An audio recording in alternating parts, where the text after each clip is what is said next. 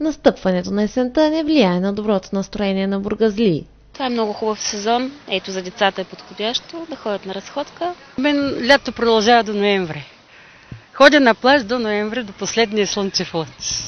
Нямам време да мисля дали ме потискат нещо. За някои хора обаче облачното време често е съпроводено от мрачни мисли. Есенната депресия се предизвиква най-вече от намалената продължителност на деня. Потърпевшите от това състояние усещат униние, печал, чувство за безизходица, равнодушие, потиснатост, повишена тревожност, а често и раздразнителност. За тях животът спира да е източник на радост. Плачат без причина, отдръпват се от околните. Възникват дори трудности при общуването им с близки и колеги.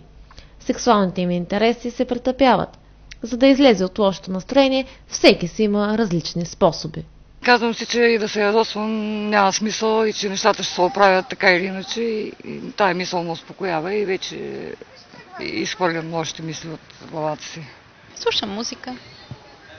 Различно. Едно кученце имам, него го гледам и излизам, правя си разсодка. Много се ангажирам с много неща. Обичам кино, обичам спорт, обичам литература. С децата. Те ми дават доброто настроение. Гади, миличко.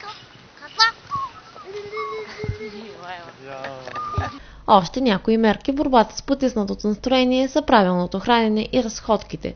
Дори и да няма слънце, излизането навън ободрява. Особено важно е да не се самоизолираме. Контактите с близки и приятни хора са доказано средство срещу депресията.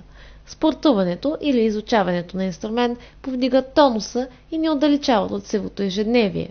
Най-сигурният начин депресията да не ви засегне е да не забравяте да се създавате разнообразие и да редувате различни дейности.